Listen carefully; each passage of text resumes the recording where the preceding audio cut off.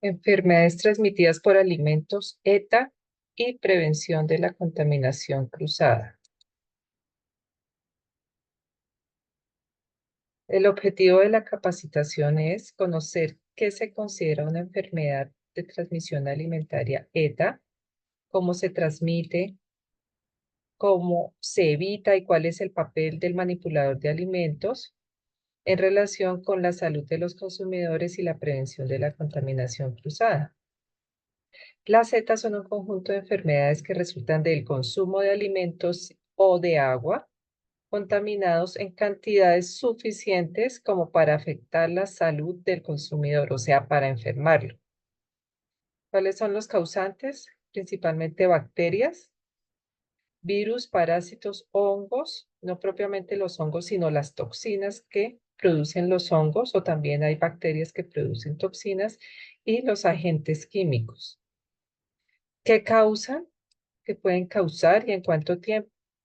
Las setas, la mayoría causan diarrea, vómito, también pueden causar fiebre, fatiga, malestar general, deshidratación, desnutrición cuando estos síntomas no paran, dolor de cabeza, fallas renales y daños hepáticos ya de manera grave. En las infecciones pueden aparecer inflamación de los tejidos. Si la enfermedad es grave y no es tratada adecuadamente, puede causar la muerte. Los periodos de incubación pueden durar entre 1 hora y 3 semanas. ¿Qué tipos de ETA hay? Está la infección alimentaria o la intoxicación alimentaria, o también la toxi-infección alimentaria, que es cuando se presentan síntomas tanto de infección como de intoxicación y pueden pasar porque algunos microorganismos causan toxinas. Sobre todo las bacterias que causan toxinas nos dan toxi-infecciones. La infección se produce por la ingestión de alimentos que contienen microorganismos perjudiciales vivos. Nos los comemos y en nuestro organismo siguen multiplicándose y nos hacen daño. Y la intoxicación se produce por la ingesta de las toxinas producidas por los microorganismos patógenos presentes en el alimento. El microorganismo ya en el alimento consume el alimento y va produciendo toxinas. Y nosotros nos alimentamos de eso o consumimos eso y nos da una intoxicación. También puede ser causada la intoxicación por sustancias químicas, por plantas venenosas o por algunos alimentos que con el tiempo van produciendo tóxicos, como es el caso de los mariscos o sustancias tóxicas. Factores que influyen en el desarrollo de las enfermedades de transmisión alimentaria. Está en el alimento. Sabemos que los alimentos hay de alto riesgo y entre más alto riesgo, pues más fácil que se produzca una enfermedad de transmisión alimentaria. Los de alto riesgo les recordamos lácteos, las proteínas de bovino, o sea, la carne, lo que llamamos carne de res, todas las proteínas de aves, ¿sí? Y pescado. También los huevos. Otro factor que influye es el tiempo y la temperatura. ¿Qué tiempo tenemos el alimento expuesto a una temperatura indebida? ¿Y qué temperaturas? Son temperaturas no seguras, que son temperaturas de cocción por encima de 60 grados Celsius y temperaturas de congelación menores a -18 grados Celsius, menores iguales a -18 grados Celsius, y temperaturas de refrigeración que se encuentran entre 2 grados Celsius y 6 grados Celsius, sino que son temperaturas intermedias. Y por lo general esas temperaturas alrededor de nuestra temperatura corporal de 30 a 37 grados son temperaturas también óptimas para todo lo que quiera ser vida, como por ejemplo las bacterias y microorganismos. ¿Cuál es la población con mayor riesgo de contraer una ETA? Están los niños, no solo de contraer, sino de que la ETA les produzca daños. Los ancianos y personas inmunodeprimidas y las embarazadas. En el caso de las embarazadas hay un microorganismo que se llama listeria, que no le causa daños a ella, pero sí causa deformación en el feto. Los principales microorganismos implicados en las enfermedades de transmisión alimentaria en Colombia, esto lo saqué de una revista del Instituto Nacional de Salud de Colombia para que tengamos en cuenta. Entonces, los principales microorganismos está Escherichia coli, que se encuentra en el tracto intestinal de los rumiantes, o sea, en los intestinos de los rumiantes. Eh, Está la carne de vaca, cruda y poco cocida. También encontramos las verduras de hoja, la leche cruda y los jugos no pasteurizados, porque ocurre verduras, en leche, en jugos no pasteurizados, aparte de la carne, pues la carne si es de vaca, que es un rumiante, pues eso lo entendemos. Pero las verduras, porque muchas veces de hoja, leche cruda, etcétera, y juguitos, porque ellos pueden estar en contacto con excrementos de esos rumiantes. A veces los abonan, los siembran cerca o los animales pasan por encima de los cultivos y los contaminan y después no se lavan y desinfectan debidamente y por eso ocurre la contaminación. Está también el Staphylococcus aureus, que lo tenemos en la piel, los furúnculos, fosas nasales y forma toxinas. Este es un microorganismo, una bacteria que forma toxinas. Está tanto en la piel de nosotros, lo podemos encontrar, también lo podemos encontrar en la piel de los animales. Entonces, digamos, el estafilococcus también puede llegar a contaminar la leche, con, porque pues, las vaquitas si les da mastitis o esto, hay aún mayor riesgo. Los encontramos en alimentos cocidos, recontaminados, ¿sí? Que se puede recontaminar. Cocinamos el alimento, lo dejamos por ahí y hay personas que con malas prácticas de manipulación y recontaminan el alimento. Alimentos con alto contenido de sal y azúcar. A veces tenemos postres, cremas de los postres que pensamos que por su contenido tan alto de azúcar o grasa no se van a contaminar. Y sí, sí hay riesgo de que se contaminen. El estafilococcus, digamos que es especialista para contaminar estas preparaciones. Alimentos también de origen tanto animal como vegetal en general. Puede estar el estafilococcus porque si somos manipuladores tenemos sobrecarga en nuestra piel por falta de aseo o por alguna enfermedad que nos haya dado estafilococcus. Entonces podemos llegar a contaminar la lechuga, el tomate, alimentos de origen tanto animal como vegetal. Otro microorganismo de importancia es la salmonela. La encontramos en el tracto intestinal de humanos infectados, ¿sí? Digamos que no es común que mantengamos con salmonela. Ya hay que ver cómo es el zoológico de cada persona, llamémoslo así. No es normal que debamos estar contaminados. Digamos, hay personas que pueden tener salmonela en su tracto y están asintomáticas, como otros sí presentan síntomas. Y también en el tracto intestinal de los animales, principalmente las aves. Los encontramos en carnes blancas y rojas, huevos, leche cruda. También en frutos secos, especias, chocolate, harina, frutas y verduras y muchos otros. Digamos que la salmonela es uno de los microorganismos que en este momento más problemas da o está dando porque se está viendo que ahora puede mantenerse en alimentos que antes no, y no se consideraban de riesgo, por ejemplo, el chocolate, por ejemplo, la harina. Antes no pasaba eso, hoy en día ya está pasando que ellos están llegando a esos alimentos y se reproducen.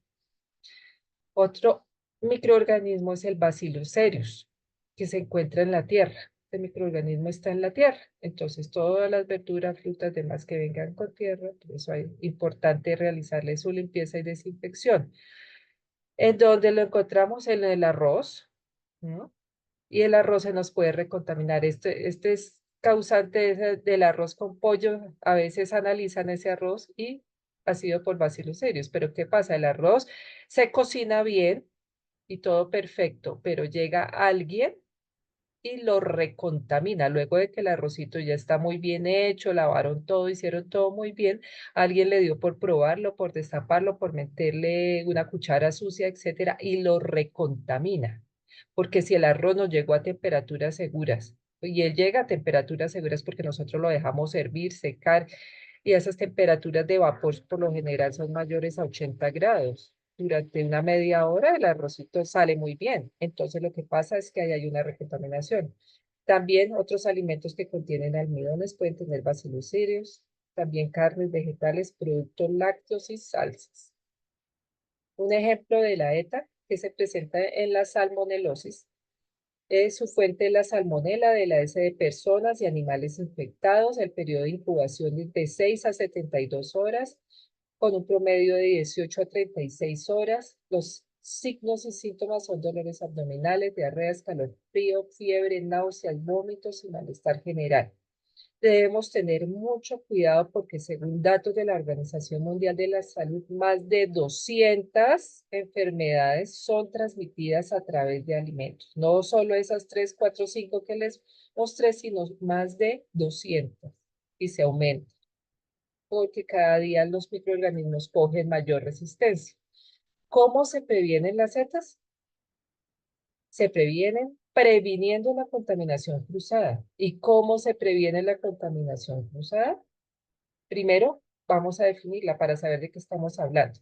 La contaminación cruzada es la transferencia de microorganismos como bacterias, virus y parásitos desde alimentos crudos o sin desinfectar hacia alimentos que están listos para el consumo humano. Pueden ocurrir, por ejemplo, por uso inadecuado de utensilio, malas prácticas del manipulador, entre otros. Diferente a la que llamamos contaminación directa, que es la que ocurre cuando los contaminantes llegan al alimento por medio de la persona que los manipula directamente. Es la forma más simple, por ejemplo, cuando la persona estornuda, tose encima de la comida.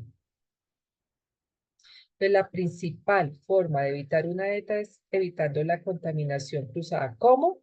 Hay 5 claves. Manteniendo la limpieza, lavándose las manos antes de preparar los alimentos y con frecuencia durante su preparación. La otra, lavándose las manos después de ir al baño.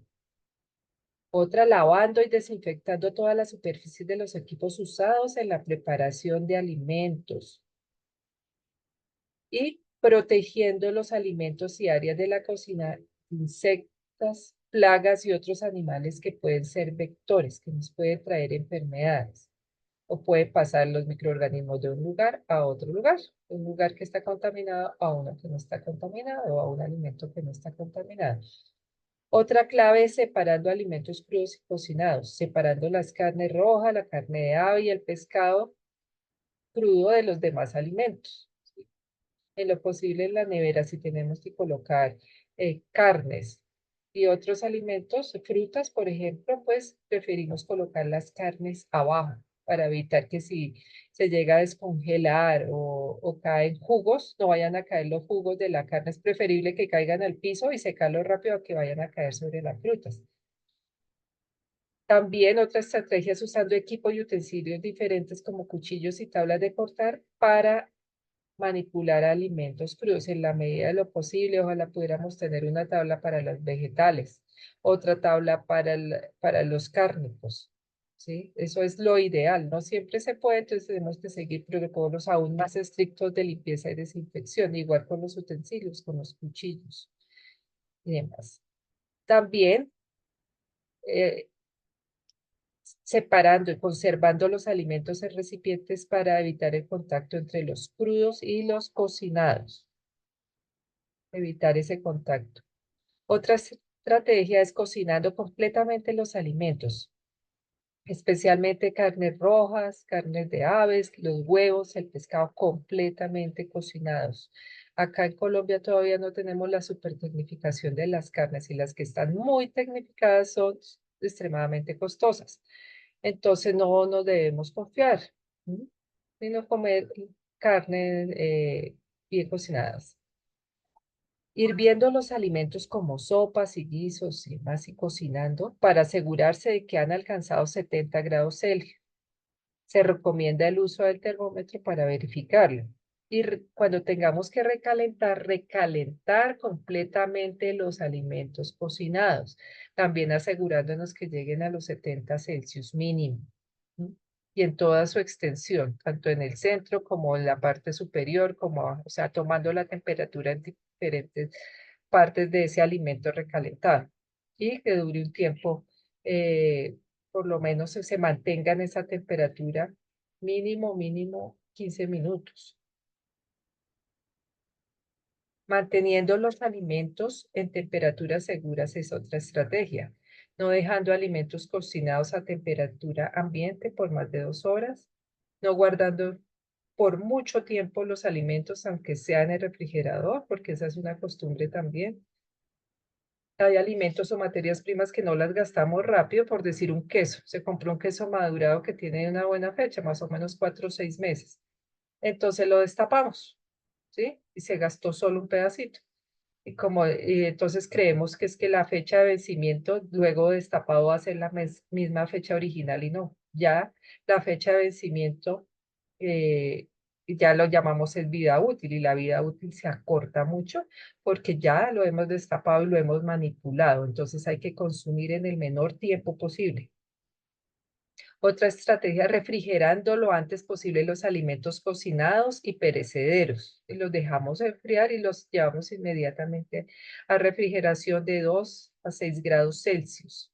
Y los enfriamos de manera rápida, que si de pronto no estamos en tierra caliente o no se nos enfría rápido, pues tenemos que hacerle como un baño de agua fría a la olla, ¿sí? Y sumergirla en agua fría o algo o al recipiente para que se enfríe rápidamente y poderlo llevar a refrigeración.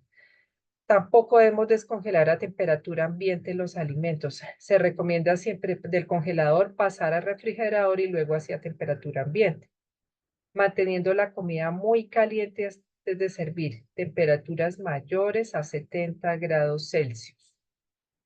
Entonces recuerden las temperaturas, refrigeración 2 a 6 grados Celsius, temperaturas de conservación de la comida caliente es mayor o igual a 70 grados Celsius. No dejar alimentos a temperatura ambiente por más de 2 horas. No es indicado. Otra estrategia es usar agua y materias primas seguras. Usar agua segura, agua potable, sino tratándolo para que la sea, tratar el agua para que sea potable, eligiendo alimentos procesados para su inocuidad. Por ejemplo, en el caso de la leche, es preferible usar la leche pasteurizada, si la vamos a utilizar como materia prima para consumo directo, que utilizar la leche cruda, porque la leche cruda está asociada a un microorganismo patógeno que nos puede causar daños y muerte, y sobre todo en los niños, que es la Escherichia coli enteropatógena, que puede causar daños permanentes en los riñones. No utilizar alimentos vencidos. Es otra práctica que uno la ve que es común, que se utilizan alimentos vencidos. Entonces debemos evitar eso, utilizar materias primas seguras, seleccionando materias primas sanas y frescas. Que las materias primas que no son sanas y frescas, de pronto frutas vegetales, sobre todo lo ve uno mucho que están dañaditos, tal. Y como son más baratos, entonces utilicémoslo, pero eso nos puede traer enfermedades y también puede hacer que tengamos mayores mermas porque ese alimento contamina al otro y al otro y vamos a perder muchas materias primas. Lavar frutas, verduras y hortalizas, especialmente si se van a comer crudas. Siempre, siempre que se vayan a comer, lavarlas y desinfectarlas. Bueno, esta fue la charla del día de hoy. Ahora, por favor, contesten su examen.